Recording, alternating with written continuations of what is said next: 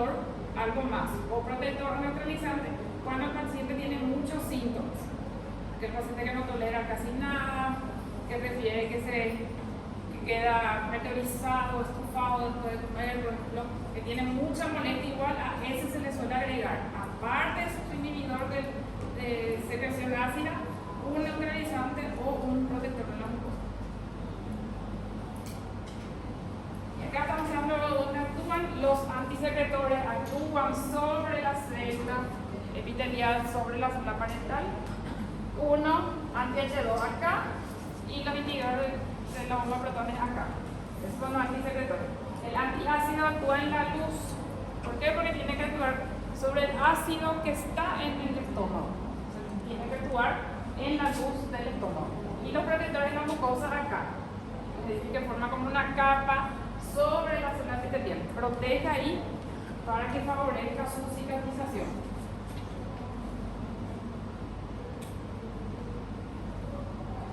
Los IBP son los primeros que vamos a ver, el omeprazol, el lansoprazol, el pantoprazol. Eso en efectividad no suele variar mucho su índice de efectividad, es más de acuerdo a la experiencia que se tenga. Acá se usa mucho omeprazol, esomeprazol también. En Brasil creo que se usa más pantoprazol. Solo utilizar más eso. Pero no hay mucha diferencia en la efectividad, son todos igualmente efectivos.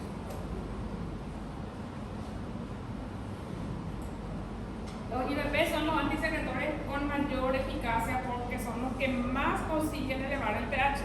El pH de 2 del estómago puede aumentar hasta 4, entonces el que más puede aumentar el pH son los IBP. Entonces por eso suelen ser los más eficaces. Y también que no tienen muchos efectos adversos. Actúan sobre el eslabón final del proceso de formación, sobre la última parte donde se va a formar, entonces por eso son más efectivos. Hay variabilidad interindividual en la efectividad antisecretora, o sea, no en todos los pacientes un medicamento va a funcionar de la misma manera. En algunos puede ser más efectivo un esomeprazol, en otros puede ser más efectivo por ejemplo el pantoprazol. Algunos que se utilizan son omeprazol, lansoprazol, pantoprazol, rabeprazol, esomeprazol. Y ellos están disponibles para administrar por vía oral en varias presentaciones, para diluir en cápsulas, en comprimidos. Y también se pueden administrar por vía inyectable. En los pacientes internados se suele hacer por vía parenteral la medicación. Son profármacos. Un fármaco que se administra de una forma y para que se vuelva activo se tiene que convertir en otra forma y ahí se convierte en el cuerpo nomás. Dentro del organismo se va a convertir en el fármaco que va a hacer el efecto. Tiene un efecto antisecretor que es máximo en este tiempo, hasta 4 a 6 horas, pero su actividad puede durar hasta 24 horas. Hay casos donde se da más de una vez. El paciente que está tomando antibióticos, que está con el H. pylori, sí, recibe 2 veces, pero generalmente una vez más se da porque tiene una vida media larga, entonces puede llegar a durar más de 24 horas. Cuando se interrumpe el tratamiento se necesitan varios días para que se vuelva a normalizar el pH del paciente, el pH en el estómago del paciente. Acá decía que tenía una unión irreversible a la bomba de protones, o sea que hasta que esa bomba de protones se renueve, sigue. Por eso también tiene un efecto que es más prolongado. Y si el paciente deja de tomar hoy, va a demorar unos días para que su pH baje otra vez. El paciente tenía durante su consumo un pH de 4 y deja de tomar medicamento y después de unos días recién va a bajar ese pH en el estómago del paciente. Y no produce secreción de rebote. O sea que no es que deja el medicamento y va a aumentar mucho la secreción, eso va a ir aumentando de a poco. Se puede administrar por vía oral, les decía que hay varias presentaciones en forma de cápsulas, en gránulos, para diluir, a veces viene asociado con otros medicamentos ya también. Y se puede administrar también por vía endovenosa. También se puede administrar. venosa y por vía oral.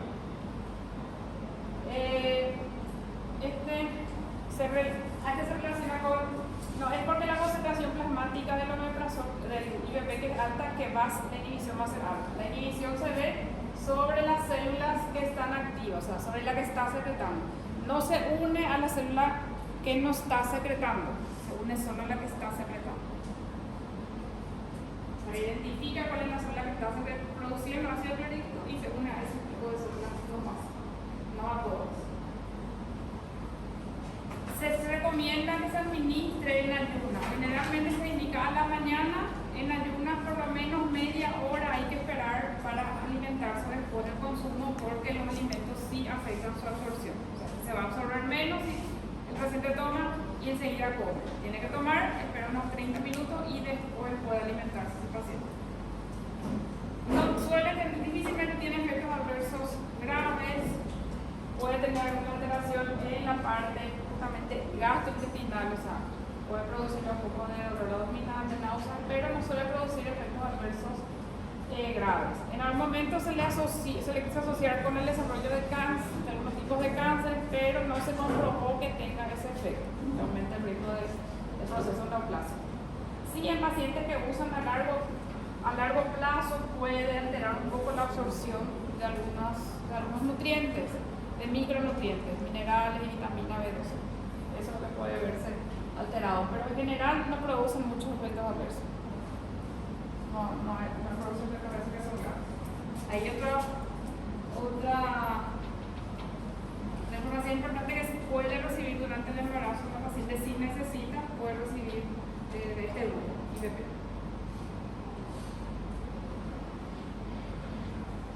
El IVP es de los protectores gástricos más eficaces. La primera línea de tratamiento entonces es con IVP.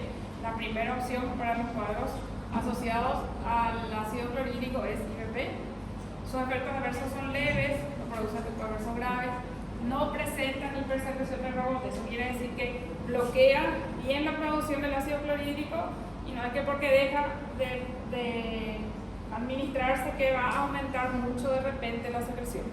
Va a demorar unos días para que se normalice la secreción.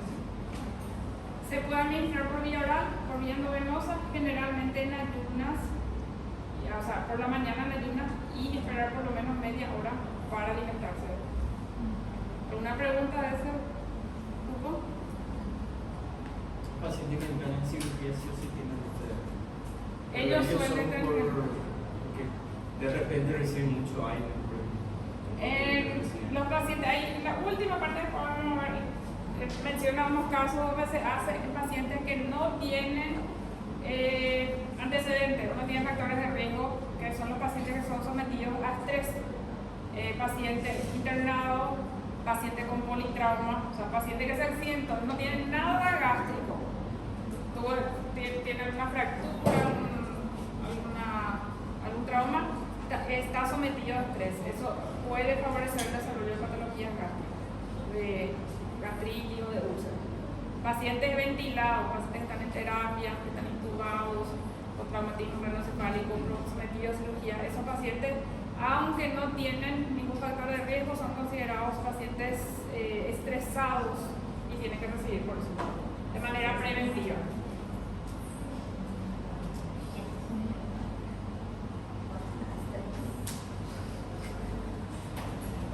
Acá está para ver la dosis que reciben, van a ver que las dosis son más altas en algunas enfermedades. O sea, no es que a todos se le da la misma dosis. La enfermedad por reflujo gastroesofágico, vamos a ver por ejemplo, vamos a mirar el omeprazol. Puede ser, refiere 10, 20, 40. 10, 20, 40 miligramos puede recibir, generalmente ella una vez al día nomás. En la erradicación del Helicobacter pylori, el tratamiento de Helicobacter pylori, vamos a ver un poquito más adelante, puede ser por 10 días, 7 días, 14 días. Durante el tratamiento, mientras está tomando los antibióticos, ahí toma 2 veces el paciente, cualquiera que sea el IVP, va a tomar 2 veces por día. Si va a seguir con su protector después, ahí suele tomar una vez nomás ya, pero mientras está tomando su antibiótico, tiene que tomar 2 veces por día. El único caso donde está indicado así, después en los otros casos, es una administración por día más. En la enfermedad por reflujo, en la gastritis artritis asociada a Alzheimer, la discreción ulcerosa. Y acá es donde la dosis es muy alta. En la enfermedad de Zollinger-Ellison, que era el gastrinoma, tenía tumores que producen mucha secreción de ácido clorhídrico y ahí se necesita una dosis que es mucho más alta. Ven acá el doble o el triple de lo que necesita otro paciente, ahí pueden utilizar el paciente con Zollinger-Ellison. Generalmente, entonces, una vez al día, se toma 2 veces al día cuando está tomando antibióticos para el Helicobacter pylori.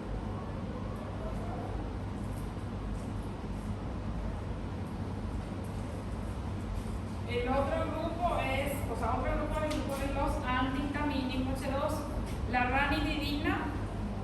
En el Brasil se usa bastante, creo, la cimetidina. Creo que se utiliza ahí. La ranitidina es un antihistamínico H2, donde actúa sobre el receptor de histamina que estaba en la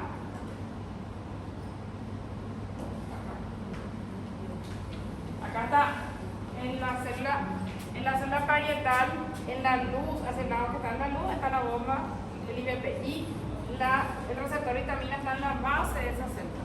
¿Qué es lo que ocurre ahí? Cuando se une la histamina, favorece la secreción de protones hacia la luz. O sea, el antihistamínico lo que hace es competir, el antihistamínico, en este caso la ranitidina, competir con la histamina para que no se una la histamina y disminuya la cantidad de protones para la formación del ácido clorhídrico. No son menos efectivos que los IVP. Los IVP son los que son más efectivos para el paciente. Son de segunda elección después de los IVP. Entonces, primero IVP, si no puedo hacer IVP, ahí ya se antihistamínico H2. Y son de segunda opción porque ellos no consiguen aumentar tanto el pH del estómago en el paciente, entonces es más efectivo usar la utilización de IVP. Y compiten, son antagonistas de la histamina, entonces son antihistamínicos que compiten con la histamina para disminuir la secreción de protones.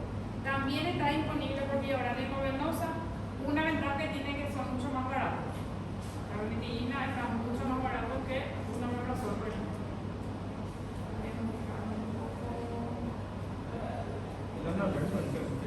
El Andaler es un antihistamínico.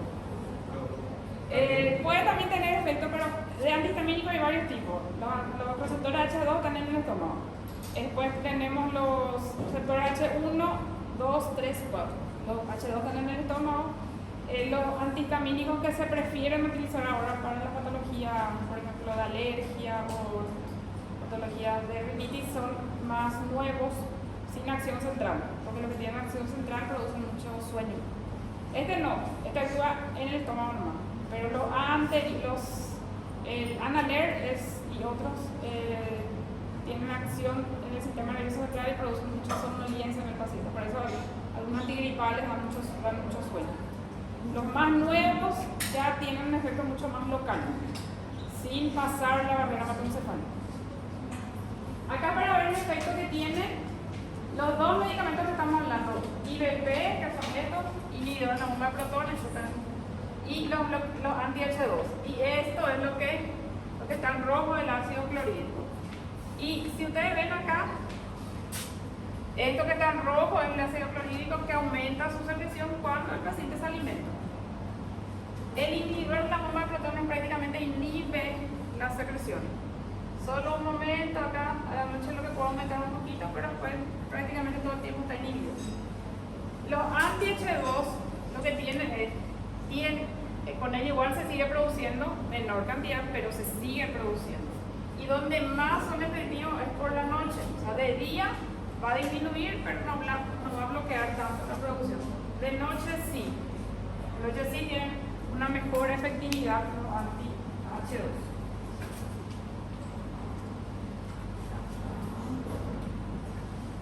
Cimetidina, ranitidina, acá se usa más la ranitidina que todo ello.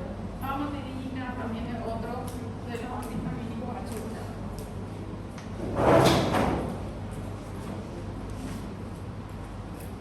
Y acá está el lugar. actúan sobre el receptor de histamina. O sea, en vez de que se une la histamina, se une el medicamento y se disminuye la secreción de protones.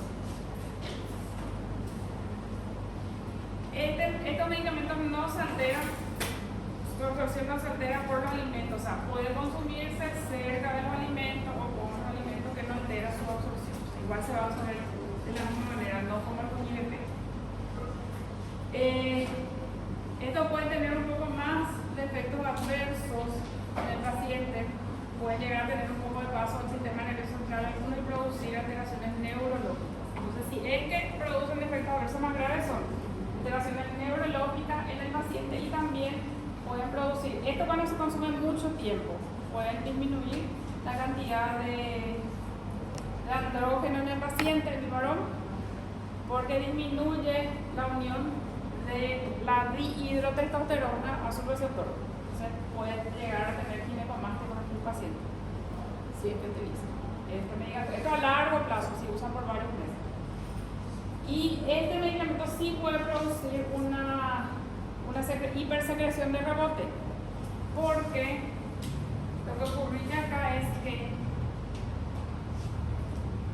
acá está compitiendo la histamina con el medicamento. Una vez que le sacas el medicamento, la histamina ya no tiene con qué competir y se va a unir todo al receptor. O sea, ahí va a aumentar mucho la secreción. El IVP no produce hipersecreción de rebote, los anti-H2 sí producen hipersecreción de rebote. Sacas, suspender la medicación y dejas libre el camino de la histamina para unirse al receptor y aumenta su secreción.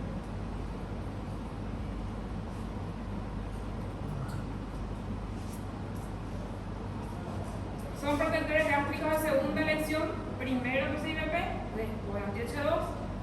Tienen efectos adversos que son más severos relacionados con el sistema nervioso central y también con la parte hormonal en el varón. Pueden presentar hipersecreción de rebotes. Vas a dejar medicamento y va a aumentar. Se puede dar por vía oral y por vía venosa. Se puede administrar con los alimentos. Y el efecto principalmente sobre la secreción nocturna. De día no disminuye tanto. Igual el paciente se alimenta y va a seguir secretándose el ácido clorhídrico, a diferencia de lo que ocurre con el consumo de los IVP. Con el IVP, el paciente va a comer y no se va a secretar igual. En cambio, con la ranitidina, donde más consigue bloquear es por las noches, acá. Pero de día no bloquea tanto. Les decía el costo, mucho más barato. Eso sí es una ventaja, mucho más barato el uso de antihistamínico H2 que los IVP.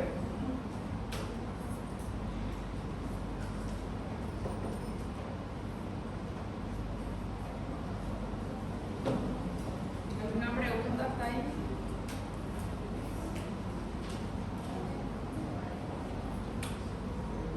Estos generalmente se dan, generalmente se dan una vez al día. Cuando los casos son graves se pueden dar 2 veces al día. Pero generalmente una vez al día es lo que se suele dar y se suele empezar a la noche.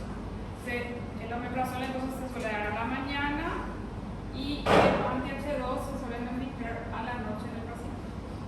Professora, e quais são os casos que não pode ser usado o IVP? Y si por ejemplo el paciente tiene alguna reacción al medicamento o no hay ese medicamento, no puede comprar. Generalmente se opta en los hospitales, si hay IVP se hace IVP. Ahora si no hay, se le pone la segunda opción. En ese caso no lo suele hacer. Por no contar con IVP.